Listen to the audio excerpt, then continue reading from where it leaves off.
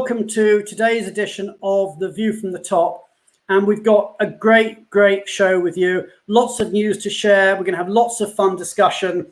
So we're really looking forward to a fun hour. And let me just start by thanking everybody. We've had so much support from people out there in the mobility community, in the talent community, in the international HR community, in the whole LinkedIn world, also on Facebook and YouTube. We've had so much support and we really appreciate it. So if you're out there, let me just thank you and take this chance to thank you all for being there. Please do join in the conversation. The only way we really know that you're out there is if you just go in that in the comments box on LinkedIn and you say something so that we know that you're there. Do tell us, you know, your name or the company you're with or the country or how the weather is. It's absolutely sweltering here in London town today. I tell you, I may actually melt by the time this show is over. I've got my windows shut because of road noise, so you may actually see me die on air, guys. I mean, it's going to be pretty poor if that happens, but you know, who knows? Anyway, we've got this great show to you today.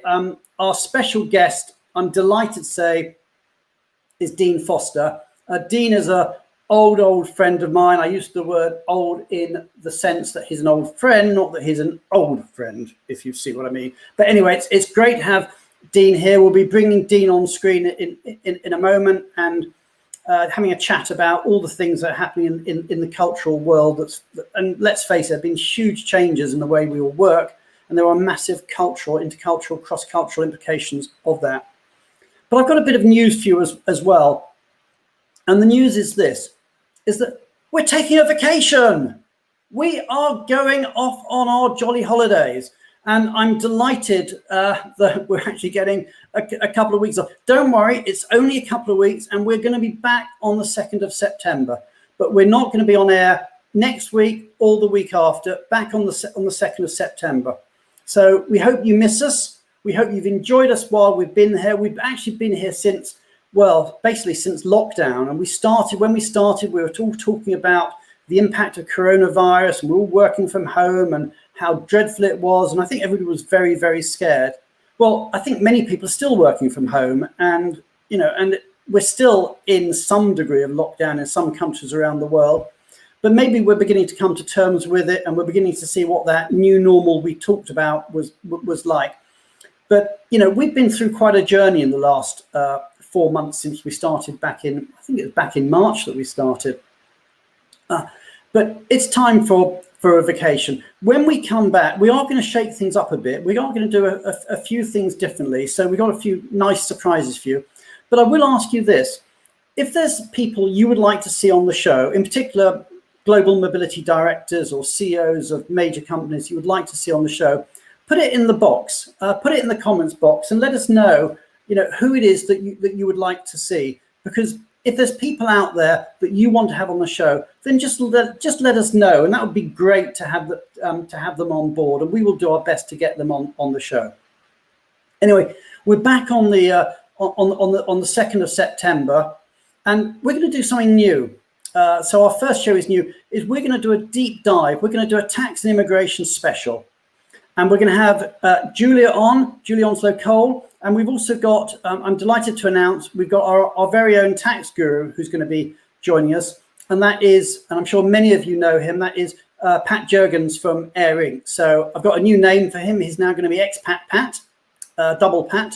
Anyway, so Pat is coming on board, and Pat is going to be giving us the benefit of his information and his knowledge and his wisdom. And we're going to have a real deep dive into issues surrounding tax immigration around the world. I'm going to take themes about maybe new ways of working and virtual assignments and work from home, and look at the implications of that from tax and immigration.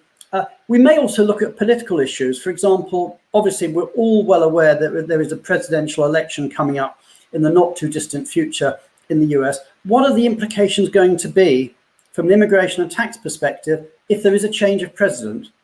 Or indeed, if there's not a change of president, what are the implications going to be? What do the experts think? So that's the sort of thing we're going to try and talk about when we come back. And then we're going to go into a lot of deep dive stuff with other global mobility directors. So again, if there's people that you think that we should be having, on the show, then please shoot out those names.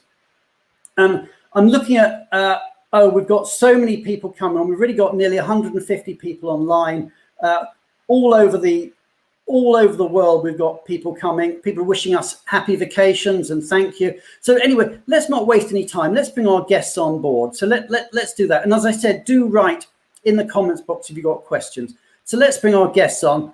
First of all, we've got Julia. Julia, good to see you once again. Hi. I think we've done 21 of these now. Is that what we're up to? Yeah, we have. And I'm also sweltering in my office because I found this morning I had a wasp nest outside. So I've had to shut all the doors and windows. Oh my gosh. Okay. So we'll both see whether we actually make, I feel like a block of ice gradually melting. And let me bring in Michelle. Okay. Now, Michelle, last time we left you, yes, you were in your car. You became a legend in your own Cadillac. And you were, presumably you had the aircon on there, but you did really well. Okay, you're obviously not in your car today, looking at the background. So unless you've got a strange car. So where are you today? Well, Brian, yes, I'm no longer in my car, but I am coming to you from the Jersey Shore. I am down the shore, very close to the beach, trying to stay cool. Okay, so you got a nice sea breeze there. Well, the air conditioning's on, windows are closed. Okay. Doubly jealous. Sorry. And then obviously we need to bring in the man of the moment, our special guest. I'm delighted to say we've got Dean Foster. Dean I've known for many years. Dean is without doubt, I think, the preeminent guru of intercultural training. He has written for countless magazines and newspapers around the world. He's been on countless TV broadcasts. He's written God knows how many. Let's ask him. Dean, how many books have you written? Oh, 5 books. And you've got another one in the pipeline. I do. I do indeed. Yes, but we'll tell you about that one when it comes up. Okay. We'll definitely. We want to know about that, and I want a signed copy. You'll get a signed copy, Brian, for sure. Probably more than you want. Okay. So anyway, it's going to be a load of fun. And one thing we want to do today is we want to call it Ask Us Anything. So if you've got questions as we go through for Dean on intercultural issues, if there's topics you want him to cover, shoot them out there. And similarly with Julia as we go through. So Julia, anyway, you're going to be kicking off and you're going to be talking to us about what countries are you going to be covering today? I'm going to do a bit of a China, Singapore, Asia update, talk about Europe, mention some more countries that are doing remote working, Bermuda, and then just mentioning the US. Okay, excellent. Well, no sooner have we seen you, Dean and Michelle, but I'm going to kick you backstage again, and let's just do our regular immigration update. So we'll see you in about 5 minutes, Dean, but let's just talk about immigration for the moment, and we'll see you in a bit with the polling research, Michelle, in a few minutes. So Julia, why don't you kick off and just tell us a bit about what's been going on then in the immigration world? Yeah, brilliant. So I really wanted to end our sort of 21 sessions, I think it's been, on a positive note before we go on our vacation. And looking at China, when we started this 21 weeks ago, we were talking about the Hubei province, and really at that time it really was overrun with the pandemic. And now over the last few days, they've announced this real drive to get people to do sightseeing in Wuhan. And in fact, they've had record numbers of visitors over the weekend. I think there were 12,000 visitors on Saturday that visited the Yellow Crane Tower, which is one of the sort of attractive tourist sites in Wuhan. Tell me, is that just Chinese visitors, or are they allowing foreigners into? No, anywhere, any visitors. So it'd be Chinese and any visitors. And then the other thing to say is that the school year is starting up in September, and a lot of our assignees have actually been taking the opportunity to travel around China because it was almost too difficult to leave China with the travel ban. and they have to be back into their own city 14 days before they can send their children to school. So a lot of the assignees are now going back, and there's a hell of a lot of bureaucracy that is in place to send your children to school. Lots of paper forms that have to be filled in every day with everybody's temperature, who's in the household, and lots of other information. So if you're just aware that your signees who have school children will be going through quite a lot of paperwork every day. Becky Shear, my partner in Shanghai, said that we've seen a marked increase in initiations. So there's a lot of global mobility move back to China. And a really positive thing that happened since last week is that the Chinese embassy in Denmark announced that there's 36 countries now where if you've got a visa for China, you can just simply go to the consulate and get a re-entry visa without a fee. So we're still clarifying that, but we believe that this means that for those countries, you actually don't need a letter of invitation. And obviously you're going to save the money on the fee. You're still going to have to quarantine for 14 days, but everybody does, whether you're a Chinese citizen or not. So that's a really positive development. And where is the quarantining? Where is the quarantining these days in China? Is that in a government approved place, or is that, can people quarantine? No, it depends where you're actually landing, but in many cases it can be in your own home if that's suitable. So there's a lot of sort of loosening up of the rules, which is very positive. Excellent, excellent. And then in Singapore, we've seen a similar, positive pattern. And, we talked a couple of weeks in Singapore about all the dormitories that they had set up for a lot of the overseas workers. And now they've actually managed to process everyone in the dormitory, and those that need medical help have got it, and those that are fine have gone on to other places. And so that's another very encouraging thing. In Singapore, there's still a requirement to really work from home if you can. But another great news is that the green lane, which we talked about before, between Malaysia and Singapore has now opened. It opened on Monday, and that's the biggest border crossing in the world. And then on not such a quite a good note, the still levels of COVID are very high in the Philippines and Indonesia, and also unfortunately in Vietnam, which up to now had really good results. So hopefully we'll see trend reverse in those countries, and then hopefully in the next couple of weeks when we come back, we'll see an overall much more positive trend. The second thing I wanted to talk about was Europe, and my partner Christine Sullivan gave a really important update to remind everyone of. And as you know, the EU and the UK are having talks at the moment. And we understand that the European Commission committed in the negotiations last week that all British citizens who were actually resident in the EU before the end of transition, so before the end of this year, could actually acquire permanent residence in that country after 5 years of studying or working or living in the EU country. And that will have an enormous positive impact on EU citizens. So again, we don't have any concrete information about this, but that's a really, really positive thing. And then I just wanted to say a little bit about Bermuda, because like Estonia, which we've also talked about, they have now issued a special visa for people who want to work remotely. So you can go to Bermuda and get a 1-year residential certificate, and that's for students and remote workers. And I'm sure that that's a pattern that we're going to see more and more of. So I think it's really interesting. I'm really looking forward to the 2nd of September and talking about sort of general tax and immigration. I think the whole area of remote working and the tax and immigration consequences of those are really, really important. And as we've been advising global mobility professionals, as we have gone further and further into the pandemic, we've really seen there's more and more problems than you believe with remote working. And then also, I think, as Brian said, there's a lot happening geopolitically. And I think the whole geopolitical landscape is very interesting. And I think that, it's particularly interesting to analyze what will happen in the US elections, with immigration, because I think that, even if there's a democratic government, I think it's very unlikely that some of the provisions that have been made will be hastily removed. And I think it's worth a quick analysis to think, well, what ones might stay, what ones might go. Well, we'll certainly get into that next week. Quick question for you, Julia, from Lena Rekdal. She says, in Estonia, is the e-visa a full work permit? That's a very good question, and I have to say I don't know.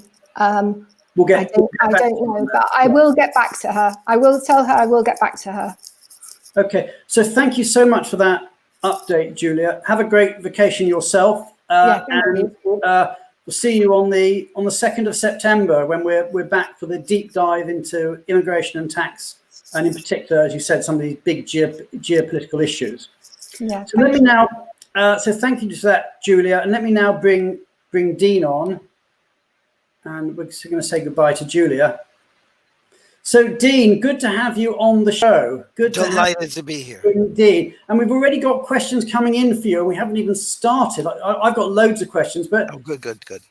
But here's one. Oh, it's just gone. There we go. From Jacqueline van Haften in the Netherlands, and she says, has the COVID-19 situation changed your opinion about virtual coaching? Now, you're one up on me, Jacqueline. I don't know what your view was on virtual coaching in the first place, Dean, but what was your view, and has it changed? Well, that's an interesting question. I'm going to assume that Jacqueline means that my original view was that virtual wasn't as good as face-to-face, that face-to-face was critical in order to develop the skills that are necessary. Gathering information, cultural information, is easy, particularly with technology. But developing the skills in order to apply that information is sometimes more difficult. And I think in the past, when we had the luxury of doing most things face-to-face, that was always the preferred way to do it, to develop the skills. But now with the necessity of relying on technology and virtual coaching, the question becomes, is it as good? I think that's what Jacqueline is referring to. Is it as good? Is it going to achieve the same? Is it going to achieve the same in the same way, with the same efficiencies, etc.? Jacqueline said correct, so we got the question right. Okay, good. Yeah, we got that right. Okay, so what's the answer, Dean? The answer is, I think, yes, it has changed my view. I think as we learned how to use technology, and as technology has learned how we use it, I think we've gotten much better at being able to get to achieve the same kind of skills level, competency that we've achieved in the past through face-to-face. I don't think we're there yet, but I think we can get there, and I'm optimistic that we will.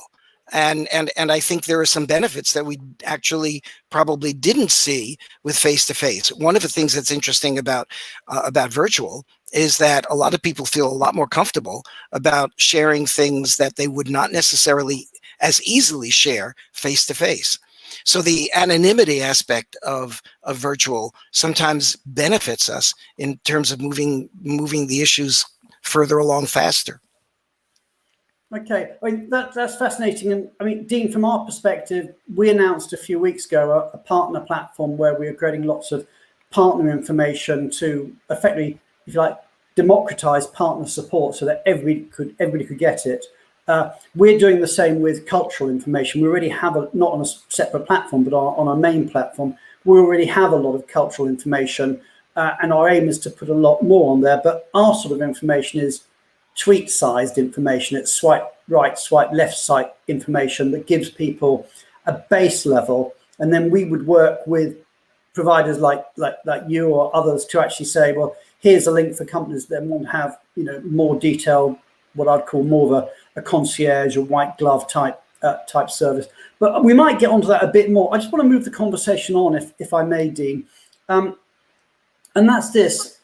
We've all been living with the pandemic for the last gosh knows how many months. I mean, it feels like years. I tell you, actually, when New Year's Eve comes around this year, I'm going to be out there celebrating, but I'm not going to be celebrating the new year. I'm going to be celebrating the end of this year. Yeah. That's what I'm going to be raising my glass to when we get to the end of 29. This year is past, but we're still months away from that. But the question I wanted to ask you is this: it's almost like a Petri bowl experiment that, you know, different countries around the world have all had to tackle COVID. And the way they've handled it has been quite different. So, you know, the way it's been handled in Sweden has been different to the way it's been handled in the United States, the way it's been handled in China or Singapore, to Asia or the UK or Italy or France or whatever. To what extent do you think that cultural characteristics are impacting the way that different governments around the world are handling COVID? Absolutely, dynamically and profoundly. You know, it's always been my perspective, taking the cultural piece all the time, taking the cultural perspective, that government decisions, social policy decisions, even individual behaviors, corporate decisions, organizational decisions, all of these things are profoundly influenced by culture. We're often not aware of that because, you know, you open the paper and you read the headlines and it's a political headline, or it's a social policy headline, or it's an economist that's speaking. So you don't see the influence that culture has. But, you know, one of my goals has always been to give culture a voice. And I think you're absolutely right. Different governments, different social policies have emerged out of different cultures and different cultural orientations. You know, from where I sit, I'm here in New York City, I'm in the States. You know, one of the amazing and profound headlines over the last few months has been, why aren't Americans getting the mask thing? Why don't they want to wear the mask? And, you know, there can be any number of political observations around this or social policy observations. But from my perspective, the cultural observation is that when you look at where all cultures are on a world scale, the US is profoundly individualistic. I would say on a world scale, probably, you know, according to some of the data, the Hofstede data and others, it's the most individualistic culture in the world. What do we mean by that? We mean that individualism and the idea that the individual can take charge of their own destiny, and that we don't need government organizations to do it, that we don't need social policy makers to do it. It's the myth of the lone cowboy out on the prairie taking care of themselves. It's what drives the whole idea of people having gun control or not. It's the idea behind so many aspects of American life. But it is profoundly individualistic, so that anything that speaks about coming together for a common good initially creates an allergic reaction in a lot of people in America. And the allergic reaction is, but you're taking away my individual rights, my individual right to wear a mask or not, to make that kind of decision. Now, historically, how do you think that will pan out when, you know, hopefully one day we get a vaccine? I mean, well, do you think we're going to get a lot of anti-vaxxers, you know, in some of these countries, the US, maybe other countries in the West, because of that individualism, and say they're not prepared to trust their government and take the vaccine? Sure. I think there's definitely going to be a percentage of that. And unfortunately, you know, I'll be the first one in line to get that vaccine. And once you get the vaccine, hopefully, if it's the right vaccine, you'll be protected. So it kind of becomes a small diminishing group of people who don't really matter that much. But that is their decision. And that's not hopefully going to impact me when I'm going to get that vaccine, and me and my family and everyone else I care about. I guess the point that I'm trying to make about the individualism here is that when we need to come together for a common good, historically in the US, we have done it, but it takes strong leadership to get everybody on board with that idea that there's a common good that supersedes the individualist right to wear or not wear a mask. You know, and then you look at other cultures that are extremely in the opposite direction, that one might call collectivist in their cultural orientation. And if I look at a culture like in Asia, in Japan, or in China, and many other cultures in Asia, the wearing of a mask was something that we did for decades if you had a cold. And you wore the mask to protect others, not to protect yourself. But if you had a cold, it was your obligation to not give the cold to somebody else. To explain that perspective to an individualist U.S. American it takes a lot of effort, and it takes a lot of leadership. And I think, you know, that's one of the most profound examples of the cultural influence that we have in this crisis. Okay, we've got loads and loads and loads of questions coming in, so I'm going to try and deal with these, and let's try and rapid fire some of them. Just a quick shout out to the audience. Sometimes we're getting so many comments in, which is wonderful. I'm not discouraging it for a moment. You know, so many comments. Keep the comments coming in. If you find you had a question and the question was asked, say 5-7 minutes ago, it may be it's gone so far up the screen that I can't see it on my screen. You know, it's getting lost in all the others. So if we haven't addressed your question, you want to ask it again, just cut and paste it and ask it again, and we'll try and make sure we get to them. But let me just deal with this question from Mark O'Reilly. What are your views, Dean, on virtual and body language interpretation and mixed messages? I suppose what he's getting at is, you know, what happens. I think we're all familiar with body language, and that's difficult enough. What's happening when we go into the virtual world and the Zoom world with virtual body language, or body language in a virtual environment? Is it being missed in some way? Yeah, so, you know, the virtual has some positives. It also has some negatives. And I think one of the aspects of virtual, which we have to be very much aware of, is the fact that it's a democratizing technology. And so anything that is different between you and me really stands out, because it's a democratizing technology.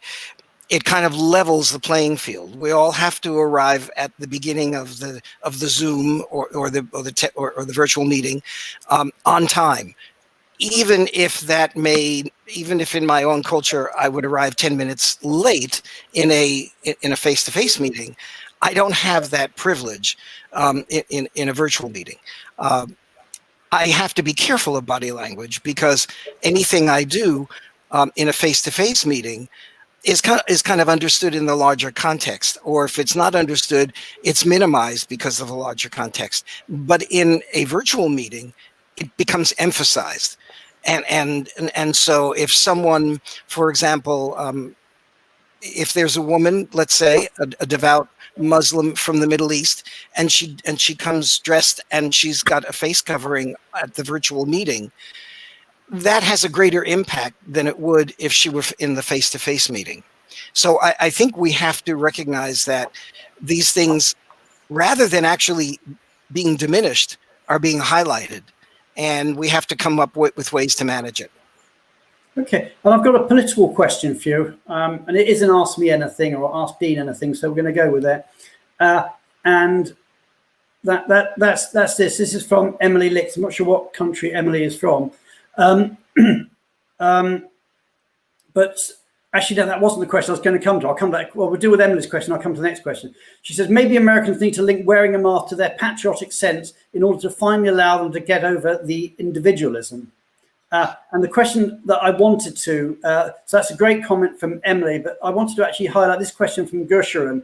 He said, a rather blunt question for Dean. Is this behavior, i.e. the American refusal to wear masks and individualism that you were talking about a few minutes ago, even more exasperated by the current administration? Well, there we're getting into politics now. Sure, we're getting into politics, and I'll jump into politics. And the answer, I think, is not just my own political reflection, but I think it's yes. Politicians in general, worldwide, will use whatever cultural elements there are in play to get what they want. And yes, this element of individualism is definitely being played and manipulated by the politicians, and I would say on both sides, but certainly by the current Trump administration. Okay, we've got one question from Steve Burson. I'm going to put up here, but I'll be honest, I'm not sure I fully understand it. So shout out to Steve. He says, Heidi, what program has been most popular since this COVID-19 situation has started? So I assume we're not talking about Netflix recommendations here, but I don't know. I'm a fan of Money Heist at the moment. But. Yeah, it would be probably some 90s comedy, I think. But if you meant something different, Steve, then let us know, and we'll try and get that. Another question for you, Dean. There we are. It's up there from Tracy Stewart Councilman. She said, with more and more talk on virtual assignments, we're concerned about the cross-cultural communication between the manager on virtual assignment and the team located in another country. What would you say are the greatest risks cross-cultural wise? Okay, are people working, I suppose, virtually cross-border? Yeah. Well, I think the greatest risk is to assume that because you're doing it virtually, that the cultural differences disappear. And to make that assumption, I think, is really dangerous. It is a democratizing technology. It looks as if we're all equal. It looks as if we all are expected to play by the same set of rules. And those rules are often the rules set by the manager who's running the meeting. And it's really important to realize that people are still going to come to this with their own cultural baggage. And even though it may in some cases be highlighted, but it may in some cases be hidden, but their expectations haven't changed just because they're in a virtual meeting. And so understanding the cultural issues that are at play at the table in the virtual meeting is as critical as it was for face-to-face meetings, and probably even more so. So it becomes the manager's responsibility, their obligation, to understand that there are different cultures coming to this virtual meeting. And I've got to understand what the body language means. I've got to understand the expectations of time difference. I've got to understand the expectations of how we're going to participate and speak with each other, how we're going to share information, how much information is needed to be shared, etc. That becomes even more critical, I think, when it's virtual, because you don't have the face-to-face context in which to interpret things. Okay, and in answer to Steve Burson's question about what program was the is the most popular, the award for best comment on LinkedIn today goes to Rob Zeitz from Air Inc., who says the most popular program during the pandemic, View from the Top. Yay, go Rob! We're with you all the way. Okay. You win, Rob. Yeah, absolutely. Great comment. Let me bring Michelle back in, because I want to get into some of the research that we've been doing. So, Michelle, how are you doing? Hi, enjoying the conversation backstage. Good. Well, great to have you here again, Michelle. And one of the questions that we've been looking at is this whole question about the impact of coronavirus on the way the world works and on globalization. I think you've been doing some research on that. Do you want to talk about it? Yes, I sure have. So the question was asked, will the coronavirus pandemic and global search for a vaccine ultimately make the world more global or less global? So Dean, I don't know what your thoughts are on that. Okay, my thought is that globalization, the globalization toothpaste is out of the tube, and it's not going back. So we are moving inevitably and inexorably toward a more global world, even though at this moment there's been lots of political anti-globalism. But that's for this moment. And because I believe in that very strongly, that globalization is here and it's moving forward. The search for the vaccine will, yes, it can be played politically in the moment as something that justifies anti-globalism. You know, my country has to develop the vaccine first before your country does, and when I develop it, I may share it with you, I may not, etc. But I think in the big picture, that's momentary activity. In the big picture, yes, it will make the world more global because we have to share all of these things. Okay, we're going to get. Can I just ask the audience to give us their views? I mean, do you think? And I'll tell you the arguments both ways. You know, the argument is that it's going to make the world more global because we've got a common enemy. We've got a pandemic. We're all fighting that pandemic.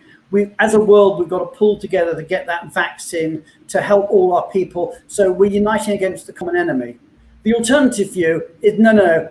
We've got to stop those foreigners coming into our country and polluting us with their infected virus that they've got. So actually, it's going to make us much less global as each country feels the need to isolate and put up borders.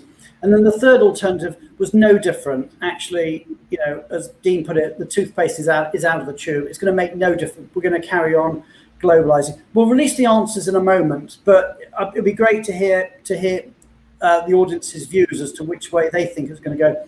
Before we do that, I want to go back to Steve Burson's comments because Steve asked a question. I misunderstood it and was slightly trivial with it and was talking about Netflix or what have you. And I apologize, Steve. But Steve has actually clarified his question. And the question is, he was wondering what program in cross-cultural fields is being the most demanded recently?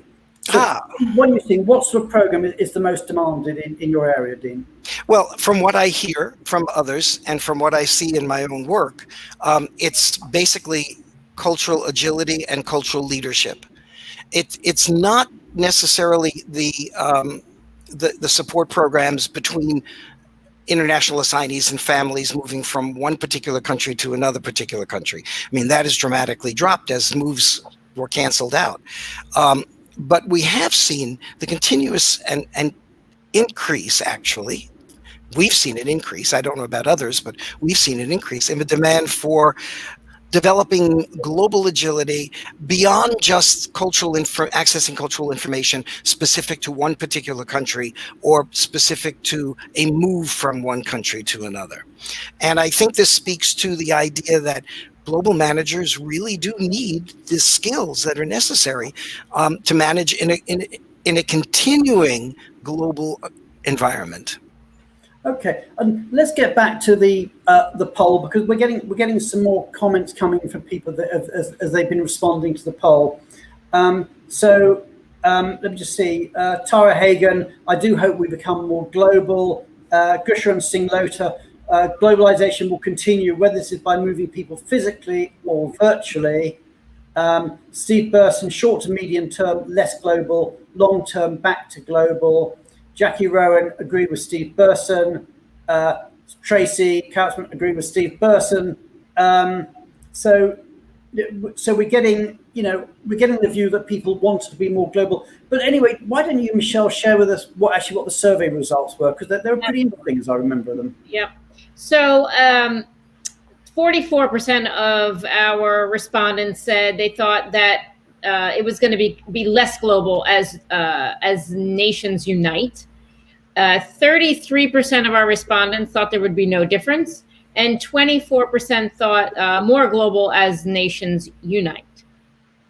Okay, so what we're getting is only 24%, so only a quarter, think that we're going to become more global, which is sad in a way. I mean, maybe it's human nature, but it's sad because the world should be working globally to defeat this common enemy. I mean, I'll give you an example. If aliens were invading from Mars, we would hope that we would all come together to fight the common enemy.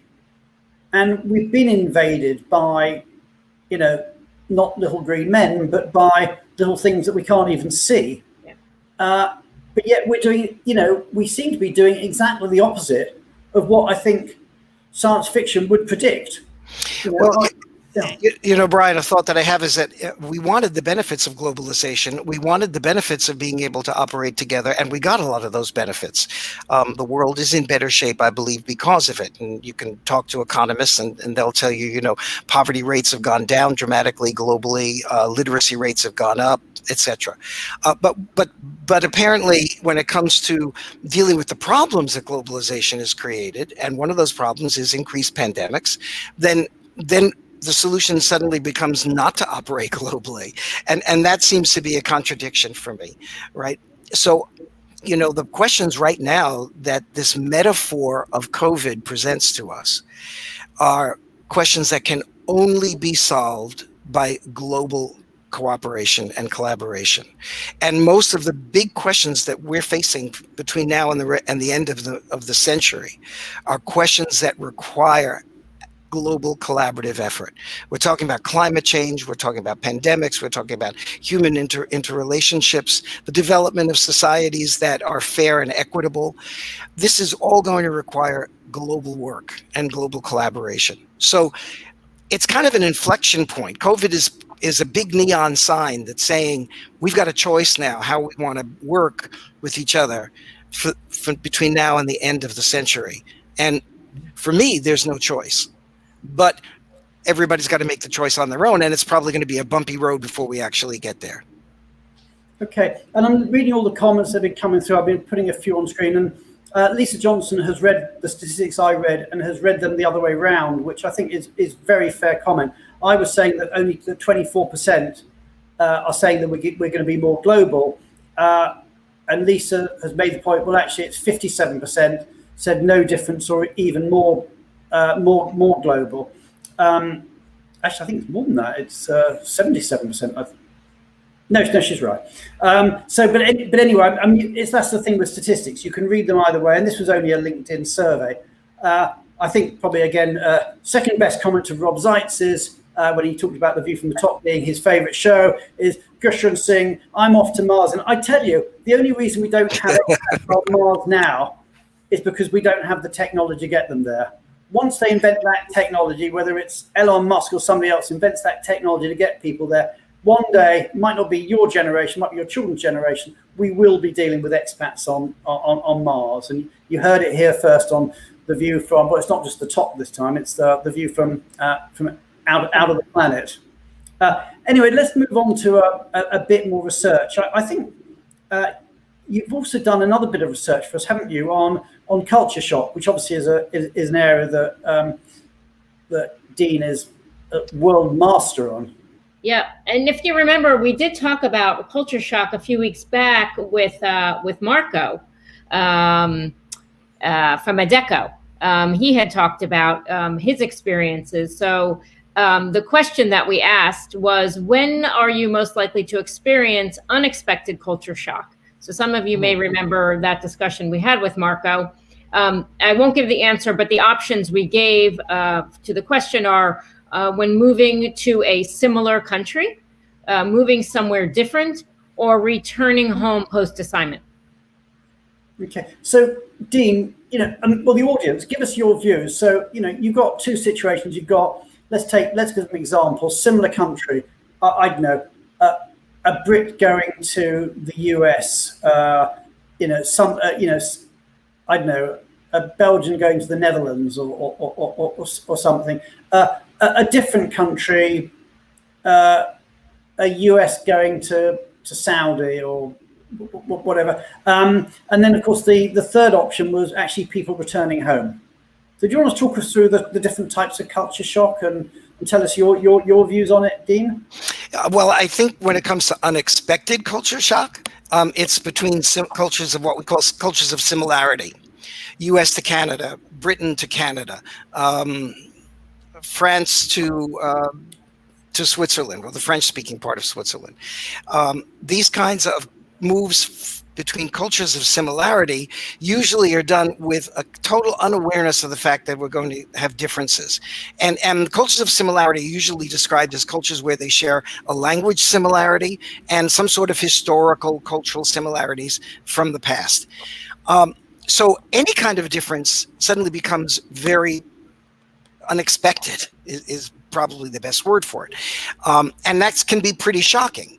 The benefit, though, I mean, the good side of it is that there are probably fewer differences between cultures of similarity than there are between cultures that are significantly different.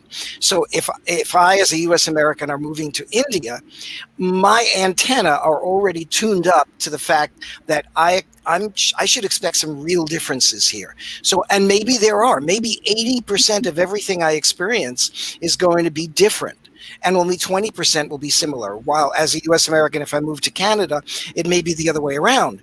90% similar, but only 10% different. The point is, whether it's 80% different or 10% different, it's the differences that make the problems. And therefore, any kind of difference has to be dealt with. And I think that the more unexpected differences come between cultures that are more similar, obviously, than not. I think the second runner-up is probably cultures that we experience on the return, because we think that when we come back from being abroad, we are returning home, and we're not returning home. We just made a new home in the place that we just the last 3 years expatriated to. And the country that you once called home, that you're now returning to, is in fact not your home, and has gone through tremendous dynamic change over those 2 or 3 years. So it's not a place that you really remember. You remember the memory, but you really don't know it as it truly presents itself to you now. And that's also very unexpected and quite shocking. Okay. Michelle, do you want to just share with us we've got a very educated LinkedIn audience here. Clearly we do. Yeah. 73% of our respondents said returning home post-assignment. was when people most experience that unexpected culture shock. 14% moving somewhere different, and just 13% moving to a similar country. Okay, so my guess is if we'd asked that question of people, you know, in the street generally, they wouldn't have guessed that, you know. And I suppose the key in this question is the word unexpected. Yeah, you expect culture shock when you go somewhere different, and you don't expect it when you go somewhere similar, and you certainly don't expect it when you return back home, because home is home. You don't expect culture shock there. Sylvia is making a good point, Sylvia Ehrlich, and I think I'd like to underscore it, and that is that we can experience this culture shock even when we move between areas within the same country. And so if I were moving from, and this is more the case, I think, with larger geographic countries, but it's also with small countries as well, north to south, east to west, city to rural, we experience a lot of differences. Yeah, absolutely. I think it's a great comment. I mean, and I mean, I see it even as a non-American traveling around America. I see how different the culture is between, you know, the East Coast and the West Coast, and again, you know, the Midwest and the Southwest. I mean, you know, it's in many ways, I think it's a mistake to think of the United States as one country. And I think that's a mistake that many non-Americans make, is they think it was one country, whereas it was actually, you know, it varies pretty much state by state, certainly region by region. And the case can be made for most countries, can be seen that way. The north-south differences, the east-west differences, the rural, the urban, the mountain, the sea. Yeah, and I mean, again, I'm getting this from other comments. I mean, Bindu said India is a classic example of this point. Let's move on. I want to sort of move on the subject. You know, we've talked about, obviously, we've talked a lot about culture and cross-cultural awareness. I mean, that's why you're on the show, Dean. How important is it, and I'm sure you're going to say very, but let's drill into that. How important is cross-cultural awareness to assignment success? Well, I'd like to be as glib as you anticipate me being and say very, but I want to give a little bit of a context to that. Nuance is good. Yeah, we do nuance on this show. As the world has globalized, and there are so many examples of it, it's very easy to think that it doesn't matter. That, well, people are more and more the same. We're using a form of global English to communicate with each other. We've learned from each other. We've traveled to and from places to a greater degree. Younger generations are more aware of the fact that cultural differences exist, but they may not have the skills to actually manage those differences, but at least they have an awareness of those differences. So there may be a tendency to assume that we all know what we need to know about cultural differences, and therefore, for an international assignment, it's not as important as it once was. But I think this is more symptomatic of not the reality, but rather a response to the fact that globalization has occurred. At a superficial level, there has been the development of enough similarity to blind us to the differences. But research shows us that cultural differences, fundamental cultural differences, do not change quickly. In fact, in response to globalization pressures, globalization can create an allergic reaction, and there can be a digging in to traditional values to a greater degree in the face of globalization. So the degree to which we've actually become more similar, I think, is very superficial. And at a deeper level, our differences are still there and maybe even more profoundly impacting our behaviors. So yeah, if I'm relocating to another country for a period of time, I've got to get beyond the superficial similarities that I think make this issue not important, and take seriously the fact that very soon and very quickly, I'm going to have to manage those cultural differences that are perhaps more under the surface than they used to be. Okay, so follow-up question here is, if cultural awareness is so important, as a factor for assignment success, why don't more companies offer it? Well, I think that I'm picking up your business here, but why are more companies offering this? We've spent 30 years trying to educate organizations on the importance of spending, a few dollars or euros on this issue. The bottom line is because if you can spend a few dollars on this and save and make $100 because of the knowledge that the people gain and the skills that they gain.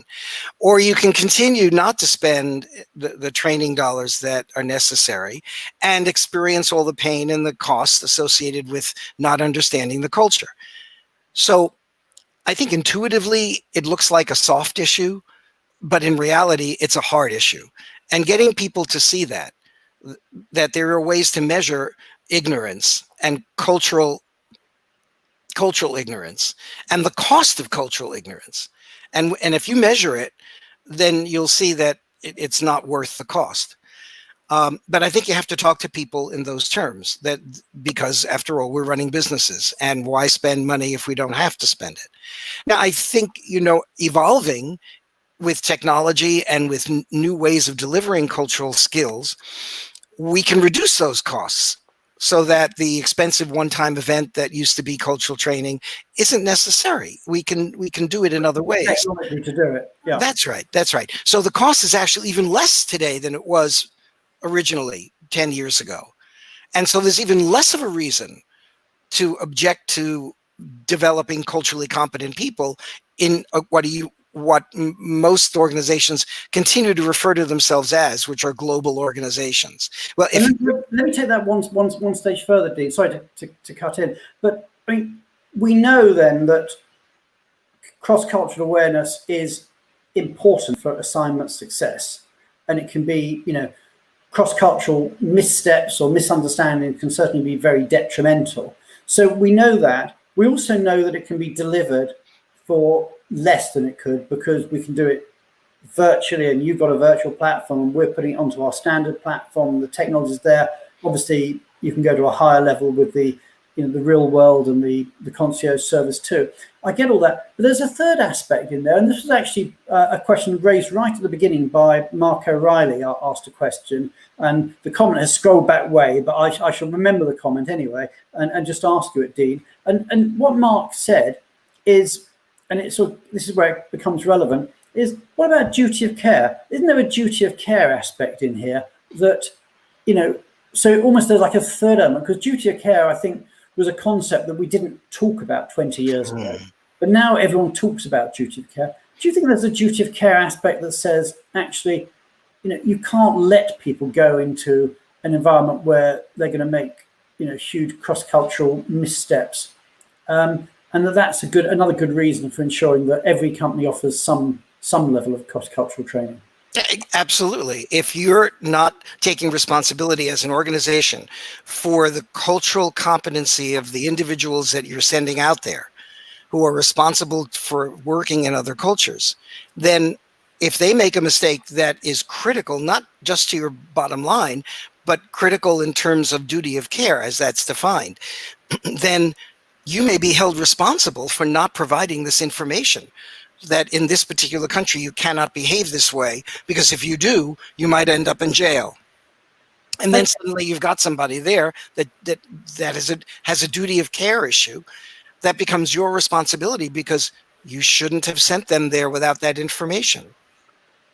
Okay, let me feed in some other comments that are coming through. This is from Rob Zeitz. Why do companies sometimes choose to minimize cultural training for assignees?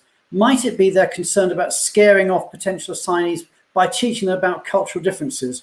Or do they see it as a cost they can eliminate without realizing the potential consequences? I'd certainly hope it's the latter, not the former. But I mean, what's your view on that? Yeah, I think it is the latter, not the former, because I think most organizations that are working globally are sophisticated enough to understand that that global work becomes not only a responsibility for the organization, but for individual development. It used to be 10, 20 years ago that if you want to get rid of somebody, you put them on international assignment. But today we know that if you want to develop somebody for leadership level, you've got to give them the international assignment. And everybody expects the international assignment. It's something that you can depend on to be developed as a leader in the organization. So I don't think it's about scaring people off so much, because I don't think they're scared by it. They welcome it, I think. I think it's more just that if we don't have to absorb these costs, then maybe we can find another way. Okay, and a comments are coming from Maureen Rabitin. And I must admit, I'm out of my depth here when it comes to neuroscience, but I'll read out the comment and see what you say, Dean. Research in neuroscience has shown that culture shock is brain shock. When we lose our bearings and underestimate cultural differences, we lose money, time, and often talented people. And I mean, other people I saw here, Karen Menendez, Maureen Rabitin, an excellent point, and supports the investment in cross-cultural support that Dean and Brian are discussing. I mean, are you aware of sort of neuroscience research into this? I mean, it sounds a fascinating area. Yeah, when I was in elementary school, I was a miserable student in math and a less than miserable student in science, which moved me into the social sciences as opposed to the physical sciences. But I'm in awe of and have great respect for the physical sciences, and the data that I do see that comes in from time to time is support for the social science coming from the physical sciences. So I'm not surprised that neuroscience has identified culture shock as brain shock. Sure, I think that's probably the neurophysical response to the environment challenge that culture shock presents to us. And I think it's just great evidence of the fact that it's real and that we've got to manage it. We can't just dismiss it or assume that it's an individual quirk. No, it's a fundamental neuroscientific and environmental reality. Okay, and some other comments that are coming here, again from Maureen. Cultural competence equals global mindset, which is one step further than a growth mindset. And from Emily, different cultures will have different opinions about how valuable cross-cultural training is, which proves they need the cross-cultural training. Exactly. That's a great point, Emily. That's a great point. Okay, Dean, what are your views on that one? Go it. After World War II, Japan realized that in order to be a successful player and to redevelop the country, they had to trade with the rest of the world. And because of the unique aspects of Japanese culture, they quite correctly identified themselves as a culture that was very different from most of the countries they were going to have to work with. And so Japan was one of the first cultures in the world to embrace cultural training for business. And then you go to the US, for example, where it was something that was only embraced over the last decade or two, because the American perspective, based on American culture, US American culture, was that well, there really are no differences, and any differences that exist, we can manage them somehow. So, yeah, I think culture affects how we accept or not the fact that we need cultural training. Absolutely. That's just a great point, Emily. I think everyone loved. We're getting such great comments today. We're running out of time. I'm just going to pick up on a couple of last comments just to talk about them. And this one is from Lisa Johnson of Crown. She says, our 2019 research of 137 countries shows 70% of long-term assignment policies include cross-cultural training, but 27% will only provide it if pre-approved. Best practice companies require it. And I'm guessing, Lisa, that actually even those companies that have it don't have it for all their employees. They only have it for certain levels, or the more junior employees don't get it, which is why I think both Dean and Beneva, us at Beneva, are so keen to democratize it and to ensure that some level of support is available for everybody as a standard.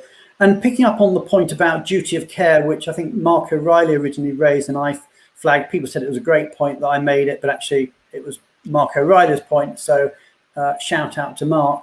But we've got Kevin Hawley here. Culture shock is an occupational disease, so there is definitely a duty of care. and Nuran from ERC absolutely agree on the duty of care element. So I think we're getting a level of consensus.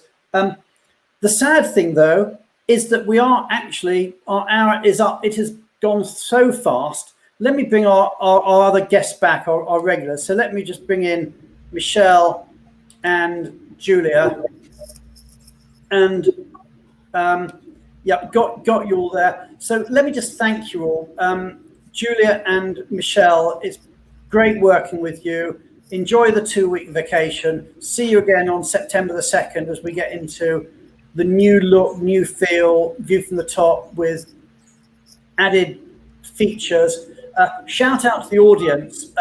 It's been great having you guys. And please do email me, LinkedIn message me, write comments on here. If you've got suggestions for people you'd like on the show, features, I said we're going to be putting in a tax feature when we come back on the 2nd. There's other features you want in there, let us know, and we're going to make sure we get all that. But we particularly want, you know, lots of great global mobility directors on to get their views, and we've got some great people lined up, but we're keeping that under wraps.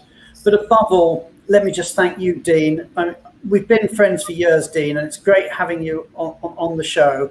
And I think your insights have been just wonderful. And I just see from the clapping hand and the thumbs up and the likes that are hitting LinkedIn at the moment, how much people have enjoyed listening to you. So Dean, thank you very much for your time. Thank you. It's been brilliant. Thank you, Brian. Thanks for the opportunity. Great to see everybody. And I can't answer everyone, but great to see you all. Hope everyone's well and safe. Okay, thank you, everybody, and see you all the 2nd of September. Yeah, bye. Bye. Bye.